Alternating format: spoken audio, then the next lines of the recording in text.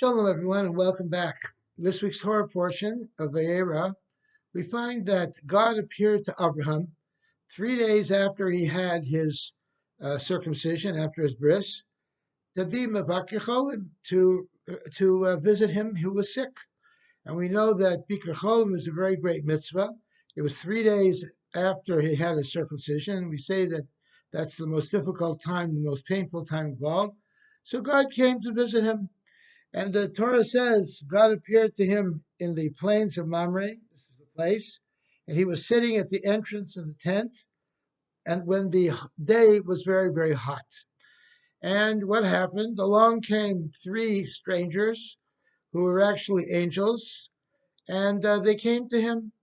And Abraham right away rushed to them and took care of their needs, not knowing really that they were angels. And here Rashi, the commentary Rashi says that from this we learn that having guests, hafnasas orchim, receiving guests, is even greater than Kabbalah's Pnei Shechina, than receiving the countenance of God Himself.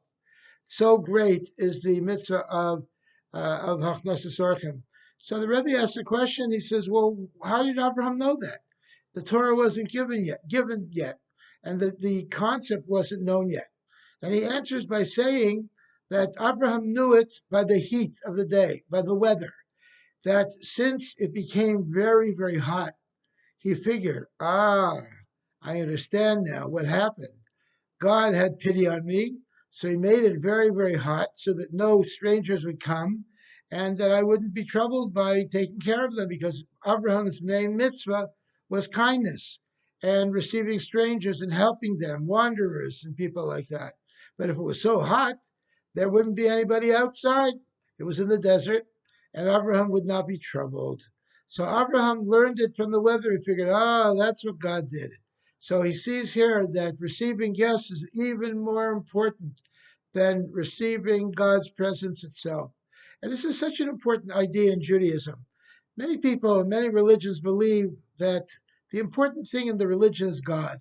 It's all about God and taking care of God and recognizing God and accepting God. And indeed, it is very, very important. There's no question about it.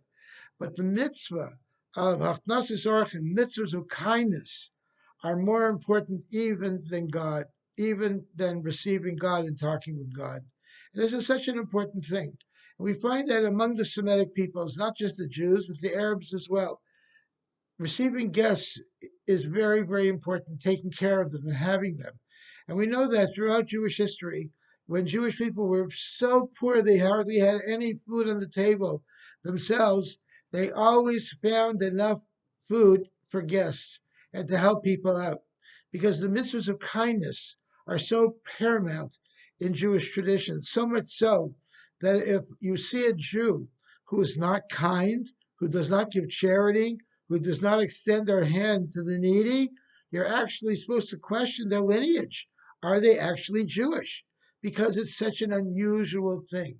Kindness is part and parcel of the Jewish people. And we learn it from Abraham. Probably that's where the Arabs got it also, from Abraham. We learn it from him, who was the kindest man really who ever lived. And this idea of kindness, whether in any of its forms, whether it's bikur cholim, visiting the sick, or hachnasas orchim, having guests in your home, halvayas hames, helping out to make a funeral for a poor person who did not have anybody to make a funeral for, or making a wedding for a bride and groom who are very poor, who can't afford to make a wedding either. This itself also, all these mitzvahs together are found within the category of kindness, which we call in Hebrew chesed. So we hope and pray that the kindness that we extend to others, God will extend to us. We know that when we give tzedakah to others, God gives tzedakah to us in so many forms, whether it's health or parnasa, livelihood, or nachas from children. The important thing is giving to others, and God will give to us. The Rebbe encourages us to have a pushka, charity box, in our home and affix it to the wall, so that when Mashiach comes, we'll actually take our homes with us to Eretz Yisrael, and the pushka will be part and parcel of it. If a person is ill, we put a pushka in the hospital room. We should have a pushka as well in our car or in our business. But we should always have charity boxes nearby. And whenever we are so inclined, at least once a day, we should put a few pennies into the pushka and encourage others to do so as well, to show God that we understand that all of the goodness that we have is only because of Him, and we continue to do that, and in that merit, God will give tzedakah to us as well. Candle lighting tomorrow night in San Diego is at 5:49, and want to wish you all a very good Shabbos.